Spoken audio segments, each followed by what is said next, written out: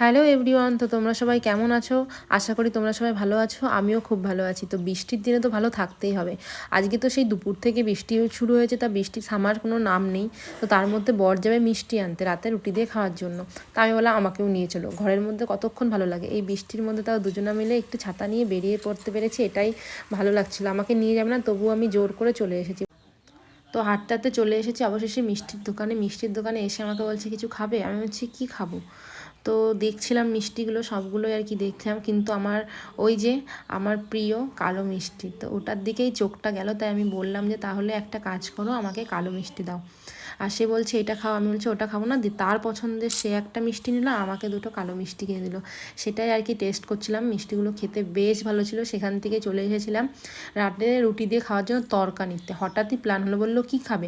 আমি বলছি তেমন খাবো না কিছু, রুটি করা হয়েছে বাড়িতে, এখন রুটি মানে কিছু খেয়ে গেলে রুটিটা আর কিছু খেতে পারবো না। তার জন্য সে আবার বললো তাহলে একটা কাজ করি, তড়কা নিই, তড়কা দিয়ে রুটি খেতে বেশ জমে যাবে। হ্যাঁ তাহলে তো ভালোই হয়। তো সেই জন্যই তড়কা নিচ্ছিল। আর এদিকে দেখো, বলতে না বলতে এতটা জোরে বৃষ্টি নেমে গেছে, এবার তো আমাকে রীতিমতো বকাবকি শুরু হয়ে গেছে যে কেন এলে তুমি, তোমাকে আসতে বারণ করলাম, এখন তুমি তো পুরো ভিজে যাবে। তো সেই আর কি বকা শুনছিলাম দাঁড়িয়ে দাঁড়িয়ে। অবশেষে আমাদের তড়কাও রেডি। তো এবার বাড়ি যাওয়ার পালা। আমি বলছিল যে একটু দাঁড়িয়ে যাও, না দাঁড়াতে হবে না, চলো চলে যাই। আর দেখো বৃষ্টির জোরটা কেমন, পুরো একদম বেঁকিয়ে যাচ্ছে ছাতা। তাও চলে এলাম, তারপর পুরো ভিজে গেছিলাম। বাড়ি এসে ফ্রেশ হয়ে একদম খেতে বসে পড়েছি। আর তোমাদেরকে বললামই তড়কা নিয়ে এসেছি, সেই তড়কা নিয়েই আর কি বসে পড়েছি। আর দুপুরের তরকারি হয়েছিল, সেই তরকারি আর খাইনি, কেননা নিরামিষ তরকারি আর তড়কা পেলে কি আর নিরামিষ তরকারি খাওয়া যায়।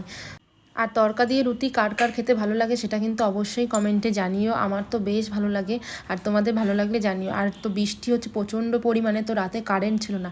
আর এই দেখো, এই লাইটগুলো আমি কিনেছিলাম দীপাবলির সময়। তো লাইটগুলো আবার বর বের করে নিয়ে এসছে। আমি বললাম চলো, তো লাইটটা এত সুন্দর লাগছিলো, তাতেই কটা ভিডিও ক্লিপ নিয়ে ভিডিও করেছি। আশা করি তোমরা ফেসবুকে আর ইনস্টাগ্রামে দেখে নিয়েছো, ইউটিউবে হয়তো দেওয়া হয়নি, অবশ্যই দিয়ে দেবো।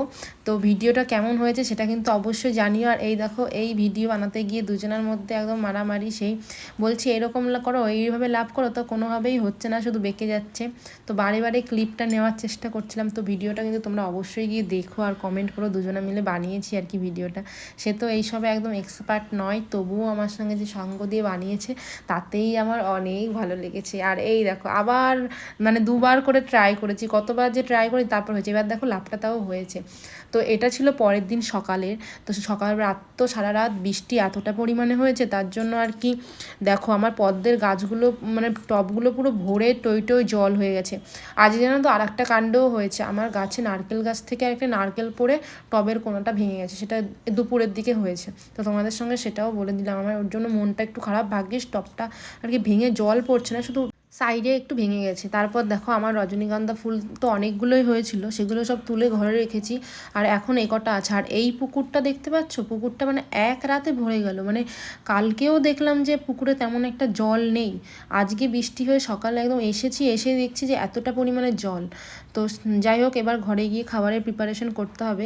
আজকে দুপুরে স্পেশাল মেনু হবে খিচুড়ি আর আলুর দম। এই দেখো আলুর দম রান্না করেছি। আর সকালে খেয়েছিলাম আলুর তরকারি আর মুড়ি। তো খেয়ে টেয়ে রান্না করতে রেডি হয়ে নেমে পড়েছি। আর আমার মা সব কেটে কুটে বেছে বুছে দিয়েছে, আমি শুধু রান্নাটা করেছি। আর আলুর দম হয়েছে। আর ওই প্রেশার কুকারে খিচুড়িটা করি। আসলে আমার প্রেশার কুকারে খিচুড়িটা করলে বেশি সহজ মনে হয়, আর হাঁড়িতে করতে গেলে চাল ফোটো ডাল ফোটো অনেক ব্যাপার মনে হয়। তার জন্য প্রেশার কুকারে একটু কষিয়ে নিয়ে জল দিয়ে দুটো সিটি দিয়ে দিই, ব্যাস খিচুড়ি পুরো রেডি হয়ে যায়। তো আলুর দম আর খিচুড়ি এই কম্বিনেশনটাও কার কার প্রিয় সেটা কিন্তু অবশ্যই জানাবে। আলুর দমটা তো দেখতে তো সেই হয়েছিল, তার সঙ্গে সঙ্গে খেতেও সেই হয়েছিল। তো তোমাদের কার কার প্রিয় সেটা কিন্তু অবশ্যই জানিও। আর এইদিকে আমি তো রান্না করে সবে উঠে এসেছি, মাকে বললাম মা তুমি একটু লবণটা টেস্ট করে দেখো, লবণটা ঠিক লাগছে কি। তার জন্য মাকে একটু নিয়ে নিচ্ছে, আর মাকে বললাম আমি একটু ভিডিও করছি। যেই ভিডিও করছি বলেছি, মা একদম ধীর স্থির হয়ে গেছে, দেখো চামচটা কী করে ধরবে সেটাও ভাবছে। তো কী আর করা যাবে, ভিডিওর সঙ্গে অভ্যস্ত নয়, যেমন করে। আর মাকে বলেছিলাম যে একটু ক্যামেরা ধরে দাও, তো মা এমন ক্যামেরা ধরেছে তো বেঁকিয়ে বেঁকিয়ে চলে যাচ্ছে। মাকে বলছিলাম যে আজকে মা আমি তো ভিডিও টিডিও করছি, মাঝে মধ্যে একটু ক্যামেরা ধরাটা শেখো, তাহলে ভালো হবে, আমাকে একটু নিয়ে ক্যামেরা নিয়ে নেবে। আমি যে এই পাগলের মতো উং করে ক্যামেরাগুলো ধরি তার জন্য প্রবলেম হয়, তোমরা যদি একটু ধরে দাও আমার খুব ভালো হয়। তো এই দেখো এটা হলো গিয়ে আমাদের বাড়ির ইদারা। তোমরা কারা কারা ইদারা দেখেছো অবশ্যই জানিও। জানো তো আমি আগে কোনো দিন ইদারা দেখিনি, কিন্তু বিয়ের পর এ বাড়িতে, না বিয়ের পর বলবো না, বিয়ের আগেই যবে এসছিলাম তবেই ইদারা দেখেছি, মানে এদের বাড়িতে প্রথম আমার ইদারা দেখা। তো দেখে আমি সেই প্রথমবার জল তুলেছিলাম। তো কেমন হয় কি কিচ্ছু জানতাম না এই ব্যাপারে। তো প্রথম দিন এসে আমার খুব ভালো লেগেছিলো এই ব্যাপারটা। তো দেখো আমাদের বাড়িতে আর কি ইদারা আছে, অনেকেই জল নিয়ে যায় বাড়িতে পুজোর জন্য, নাকি ইদারার সঙ্গে নাকি গঙ্গা না নদীর কোনো কানেকশান থাকে আর কি। তো সেজন্য অনেকে এসে পুজোর জন্য জল নিয়ে যায়। তো আমাদের বাড়িতে ইদারার জল দিয়ে স্নান খাওয়া দাওয়া সব কিছু হয়, রান্নাটা করি কিন্তু খাওয়ার জন্য কেনা হয় জল। আর ইদারার জলে আর কি সব কিছু হয়, কিন্তু আমাদের মানে মোটরের সাথে কানেকশান করা। তো এইদিকে আমি স্নান টান করে রেডি হয়ে একদম মানে স্নান করে চলে এসেছি। এবার রেডি হব বলতে সিঁদুর পরবো, একটা বিবাহিত মেয়ের আর কি মানে স্নান করে প্রথম কাজ হচ্ছে সে সিঁদুর পরা। তো মাথাটা আঁচড়ে নিই। আসলে বর্ষাকালে শুনেছি নাকি যে স্নান করার সঙ্গে সঙ্গে আর কি ভিজা চুলে যদি মাথা আঁচড়ানো যায় প্রচণ্ড পরিমাণে চুল ওঠে। আমার তো ইদানিং প্রচণ্ড পরিমাণে চুল উঠছে, সেটা নিয়ে আর কিছু বলার নেই। তার জন্য এই চুলটা এখন আঁচড়াবো না, এই বেঁধে সিঁদুরটা পরে নেবো। আবার গামছা দিয়ে কিছুক্ষণ মুড়িয়ে রাখার পরে ছেড়ে দেবো। যখন দেখবো আমার চুলটা মানে শুকিয়ে এসছে সেই বিকালের দিকে মাথাটা আঁচড়াবো। না হলে গিয়ে এই বর্ষাকালে না প্রচণ্ড পরিমাণে চুল ওঠে। আর এখন যা চুল উঠছে, যা চুল ছিল তার অর্ধেক হয়ে গেছে। তো এই দেখো বর্ষাকাল তো কি সব সময় আমার অল টাইম ঠোঁটটা খড়খড়ে করে, তার জন্য আমি কিছু একটা লিপ গার্ড বা কিছু একটা ইউজ করি লিপে, নাহলে আমার প্রচণ্ড মানে কী বলবো খড়খড় খড়খড় করে, ভালো লাগে না। তো আর দেখো স্নান টান করে এখন এই বললাম যে চুলটাকে একদম ধুয়ে মানে কি ধুয়ে নিয়েছি। আজকে হচ্ছে বিয়ে বাড়ি যাবো রাত্রেবেলা, এটা হচ্ছে স্পেশাল কারণ, তাই শ্যাম্পু করেছি। এদিকে জানো তো এই বাড়িতে থেকে একটু ভয়েস ওভার দিয়ে শান্তি পায় না। যখনই ভয়েস ওভার দিতে বসি তো কিছু না কিছু এসে ডিস্টার্ব করে, একটা লসিমন চলে আসবে, নাই তো এই গাড়ি এসে বটবট করবে, জলের গাড়ি এসে দাঁড়াবে অ্যানাউন্স করবে, নাই তো কিছু না কিছু এতটা পরিমাণে আওয়াজ হয়, কোনোভাবেই ভিডিওতে ভয়েস ওভার ঠিকঠাক করে দিতে পারি না। আর যদি রাত্রেবেলা দিই রাত্রেবেলাতেও কিছু না কিছু একটা আওয়াজ চলে আসবে। রাত্রেবেলা প্রতিদিন তো দেওয়া সম্ভব হয় না, ওই দুপুরের দিকটা দিতে বসি তবুও এত এত কিছু সমস্যা। যাই হোক, আর এদিকে দুপুরে খেতে বসে পড়েছে আমার বর, আমিও বসবো এবার। আর দেখো আমাদের বাড়ি এই টেবিলটাতে আমি বলছিলাম যে কেউ খেতে বসে না, শুধু নেওয়াই মাত্র সার।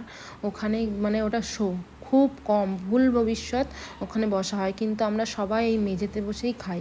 আর এখানে বসে খেতেই বেশ ভালো লাগে, মানে একটা টিভিও চলে, ওইদিকে টিভিতে আমার শ্বশুরের খবর চলে আর এদিকে বরের ফোনে কার্টুন চলে গোপাল ভাঁড়। তো দেখতেই পাচ্ছ তার প্রতিদিন খাওয়ার সময় গোপাল ভাঁড় দেখতে দেখতে খেতে হবে। তো এইভাবেই দুপুরের খাওয়া দাওয়াটা একদিন সবাই মিলে খেয়ে নিই। আর দেখবে দুপুরের খাবার বা রাতের খাবার একা একা খেতে ভালো লাগে না, সবাই যখন একসঙ্গে খেতে বসবো তার একটা মজাই আলাদা। সে যেমনই খাবার হোক ভাগযোগ করে খেতে ভালো লাগে। একা একা খেলে কেমন যেন পেট ভরে না, না মন ভরে না, কেমন একটা বেশ লাগে। আর আগে জানো তো কী হতো, আগে হচ্ছে আমি ভাত বেড়ে খেতেও পছন্দ করতাম না। ভাত বেড়ে খেলে কেমন যেন মনে হয় আমার পেট ভরে না। তো এ বাড়িতে যাই হোক মাই সব কিছু বেড়ে টেড়ে দেয়, তার জন্য ওই সমস্যাটা আর হয় না। মাকে বলি তুমি যা করো করো, ভাত খাবারটা আর কি বেড়ে দিও তাহলেই হয়।